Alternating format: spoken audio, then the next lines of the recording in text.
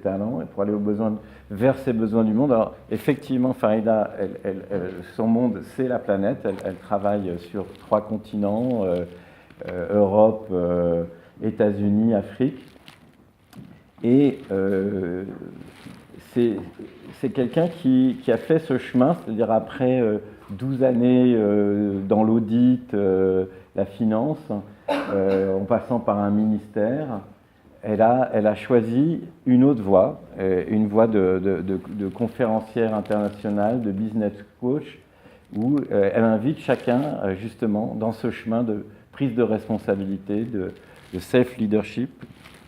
Et on a eu la chance cette année de travailler ensemble et que Farida vive cette formation de praticien Aristote en anglais, parce que ça aussi on pourrait le célébrer. Nous aussi, nous prenons une dimension plus internationale.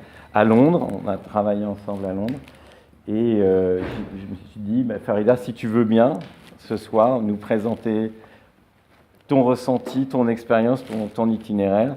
Et si tu peux ouvrir en 15 minutes un peu cette soirée pour nous rappeler cette question des talents, je te laisse la parole. Très bien, merci. Alors, levez la main ceux qui pensent qu'ils ont un vrai don pour ce monde. Ils ont quelque chose à offrir d'unique. Levez la main, sinon je pense que je ne suis pas au bon endroit là. Je peux repartir. Levez la main ceux qui pensent que ce talent, en fait, il était là depuis très très longtemps, mais en sommeil. Mais vous ne saviez juste pas comment y accéder, comment le révéler, comment le faire parler, comment le faire découvrir au monde. Ça vous parle ? Moi, c'est exactement ce qui s'est passé il y a quelques années. Un matin, impossible de me lever, d'aller au travail. Et j'avais cette petite voix intérieure qui me dit « Mais Farida, mais qu'est-ce que tu fous ? Il y a quelque chose de plus important que tu dois faire. » Mais je ne savais pas ce que c'était. Et tout ce cheminement, en fait, m'a forcé à découvrir de nouvelles facettes de moi-même. Et c'est ce que je vous propose qu'on va explorer, en fait, au travers de la méthode Aristote des personnages talents, de vous partager finalement comment j'ai fait ce cheminement en 12 ans, de passer de auditrice financière chez PricewaterhouseCoopers à auditer des comptes, exactement, des entreprises du CAC 40, à aujourd'hui accompagner des entrepreneurs dans leur dynamique d'expansion et vraiment à les aider à mettre en place les bases de leur leadership personnel. Le plus drôle, c'est qu'on m'a dit « Mais Farida, c'est un 360 degrés ce que tu fais. T'es pas un peu trop jeune ? Tu penses vraiment que tu vas réussir ? » Mais il y a un moment dans votre vie où votre but, votre mission de vie est plus forte que tout. Et ça devient juste un instinct de survie. Vous ne savez pas comment, mais vous savez que vous devez le faire. Et c'est ce que j'ai ressenti en fait. Et ces dernières années, c'est ce que j'ai vécu petit à petit, d'abord moi-même en ayant une démarche de coacher, où j'ai été coachée, et ensuite en me disant « Mais Farida, qu'est-ce qui se serait passé si tu n'avais pas été là pour tous ces clients dont tu as permis d'accéder à une autre partie d'eux-mêmes, de se sentir épanoui, professionnellement, spirituellement, personnellement. Et vous avez tous cette responsabilité. Chacun d'entre nous, en fait. Nous ne sommes pas nés par hasard. Et vous n'êtes pas ici ce soir par hasard. La question, c'est est-ce que vous prenez cette responsabilité au quotidien ? Pas d'être la meilleure version de vous-même, parce que je pense que c'est très dur à porter, mais juste de vous dire comment je peux incarner qui je suis réellement. Comme disait un jour un de mes mentors, Farida, savoir et ne pas faire, ce n'est pas savoir. Vous pouvez savoir que vous avez tous ces talents en vous, mais si vous ne les incarnez pas, à quoi ça sert ? Et donc, quand j'ai rencontré Stéphane et qui m'a proposé de vivre le coaching Aristote, j'avais déjà transformé énormément de choses. Je me rappelle, je voulais faire un MBA, on m'a dit que mon niveau d'anglais n'était pas suffisant.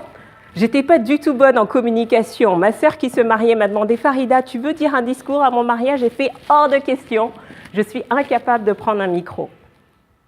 Et au fur et à mesure des années, j'ai découvert que j'avais des talents en fait. C'est juste que je n'avais pas appris avec la bonne méthode. Depuis, j'ai fait des conférences. Donc me voilà à New York, au siège de l'ONU, en train de partager mon discours sur l'entrepreneuriat et le leadership, tout en anglais, mesdames et messieurs, je confirme. J'ai fait un film de développement personnel avec les plus grands coachs américains. Certains d'entre vous, vous avez peut-être lu Les 4 accords Toltec de Don Miguel Ruiz, avec John Ashraf, Michael Beckwith. Et c'était quelque chose qui me semblait totalement impossible. Mais impossible ne veut pas dire qu'on n'avait pas ce talent. Impossible veut juste dire qu'on ne savait pas comment révéler et exprimer ces talents. Mais quand vous avez la méthode, les choses deviennent différentes. Donc, au début, je me dis, mais qu'est-ce qui va m'apporter? Mais vous savez qu'en tant que coach, on ne sait pas ce qu'on ne sait pas. Et qu'on n'est jamais au maximum de son potentiel. On peut toujours plus. Et donc, on est toujours dans cette démarche de développement, d'amélioration et de croissance personnelle. Et donc, voilà que Stéphane me permet de découvrir mes différents personnages talents. Et c'était une aventure assez intéressante, en fait, parce que finalement, je les avais identifiés, mais elles étaient un peu toutes éparpillées. Donc, on a l'initiatrice audacieuse, parce que je me suis rendu compte que finalement, j'aimais bien démarrer les choses. Je suis pleine de créativité, je me lance, j'ose. Ensuite, j'avais la facilitatrice spirituelle. Je me rendais compte que j'avais cette dimension en moi, mais que je n'osais pas forcément exprimer. Il y avait la danseuse joyeuse, parce que, enfant, j'avais cet enthousiasme, cette joie, je faisais beaucoup de danse. Mais quand on arrive et qu'on fait un parcours classe préparatoire, grande école, cabinet, la partie danseuse joyeuse, on l'a un peu mise de côté. Donc, grâce à Stéphane, on a pu la réveiller. Il y avait la meneuse inspirante, celle que je n'aurais jamais imaginé possible. Celle qui fait des conférences à Vienne, à Stuttgart, à Montréal. Et je me disais, mais elle sort d'où, celle-là? Il y avait ensuite la surfeuse rassembleuse. Non pas que je sache surfer, mais j'avais finalement cette capacité, puisque j'ai vécu dans 6 pays différents avant l'âge de 18 ans, avant d'arriver en France, finalement de connecter aux gens et de leur permettre de créer des synergies ensemble. C'était un talent que je n'utilisais pas à force de rester devant Excel toute la journée. Et enfin, la déchiffreuse intuitive, celle qui est passionnée de juste décoder les messages de la vie. Pourquoi on est là? C'est quoi notre mission? C'est quoi notre but? Parce qu'à la fin, quand je vais quitter cette terre, ça sera en paix. Parce que j'aurai tout fait pour réaliser ma destinée. Donc, la question que j'ai pour vous, c'est, vous avez suivi ce chemin, comment vous l'incarnez au quotidien? Qu'est-ce que vous en avez fait? Comment vous l'avez transformé? Et c'était ça qui est intéressant, puisque j'ai fait la formation, c'était quoi, au mois de mai, avec Vanina, qui a été ma binôme et qui m'a permis aussi de faire éclore tous ces talents. Et sans m'en rendre compte, juste parce que maintenant j'avais cette clarté, j'avais posé une identité sur ces différentes facettes, d'autres choses ont émergé. Et j'ai pu aller vraiment dans une nouvelle dimension d'expansion. J'étais déjà en train d'avancer. Je faisais déjà tout ce que je faisais, mes conférences, mes coachings. Mais là, j'ai pu donner une nouvelle dimension parce que j'ai pu les faire vivre réellement. Ce n'étaient plus des personnages figés, on leur a donné vie. Donc, ça m'a permis de me lancer un challenge yoga. Je faisais beaucoup de résistance au yoga et tout. Et puis, finalement, cette connexion du corps, de l'esprit, de l'âme, quand on a les bons instructeurs, ça fait toute la différence. Donc voilà que la facilitatrice spirituelle s'incarnait beaucoup plus profondément et s'ancrait. La danseuse joyeuse, ça s'est transformé en me disant, Farida, tu vas prendre une semaine et tu vas passer du temps avec tes 4 neveux et nièces à jouer. Et il y a eu un petit moment mémorable qui m'a vraiment touchée. Ma petite nièce, on fêtait son anniversaire. Elle a eu 5 ans cet été. On est allé au parc de jeux. Et puis, il y avait ce mur d'escalade. Elle me dit, non, tata, je ne suis pas capable. C'est comme ça qu'ils disent les Québécois. Tata, je ne suis pas capable. Et je suis là, mais qu'est-ce que tu me racontes? Non, mais je ne peux pas monter. Mais si, tu peux monter. C'est pas parce que tu ne peux pas monter maintenant que tu n'es pas capable. Et je me suis rendu compte, mais combien de fois, moi, enfant, j'ai dit à quelqu'un, je ne suis pas capable, et on m'a dit, oui, tu as raison, ou on m'a fait faire autre chose. Et je lui ai dit, non, non, non, ma chérie, on va le faire ensemble. Et elle a réussi à monter toute seule sur son mur d'escalade. J'étais juste là, et je lui ai dit, vas-y, s'il y a quelque chose, je suis là, je te rattrape. Et elle était tellement contente, toute fière d'aller dire à ses parents, maman, maman, j'ai réussi. Et je me suis dit, waouh, on impacte en fait. Parfois, on veut changer le monde, mais avant de changer le monde, changeons notre monde. Permettons aux personnes qui sont autour de nous d'être heureux. Et ça, c'était un cadeau énorme en fait pour moi, de me rendre compte que finalement, toute cette transformation, elle avait eu un impact concret, pas juste auprès de mes clients, mais auprès de ma famille. Et ensuite, voilà, c'est le gros challenge que je me suis fixé. Je faisais beaucoup de conférences à l'international et je me suis dit, et si j'emmenais l'international à moi, à Paris? Et donc, c'est comme ça qu'est né le concept Weekend United. Seul, vous allez aller vite, mais ensemble, on va aller plus loin. Et donc, finalement, dans cette conférence, ça m'a permis de regrouper tous mes personnages talents, de prendre des risques, d'oser, de faire venir des intervenants des États-Unis, d'Afrique, d'Europe qui vont venir nous partager comment ils incarnent le leadership personnel dans leur business, dans leur vie. Et surtout, de créer, d'être cette surfeuse rassembleuse qui permet finalement à des personnes qui sont en apparence différentes, mais finalement, on a tous un point commun. On veut quelque chose de meilleur et on a tous envie de contribuer. Donc finalement, comment incarner? Et c'est ça mon message pour vous. Vous connaissez vos personnages talents.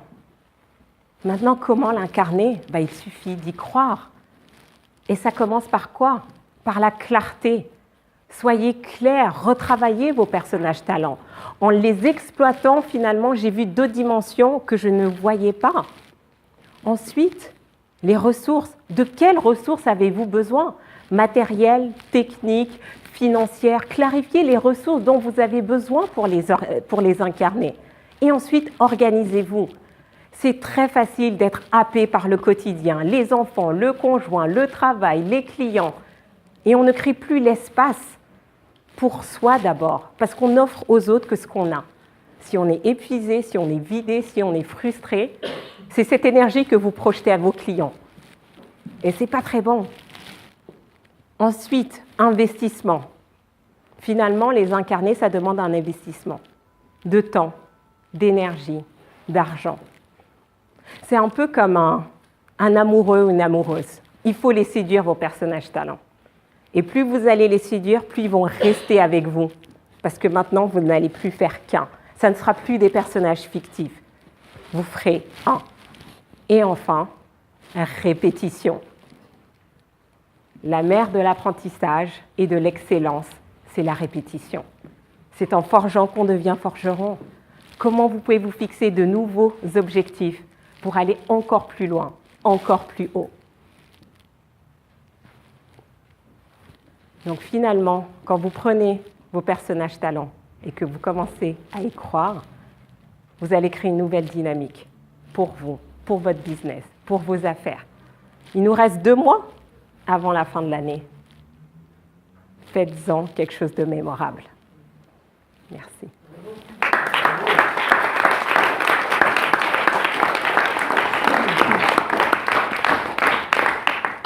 Merci Farida, vraiment, je te remercie. Je me disais, je suis très content que tu sois là et que tu puisses faire cette ouverture.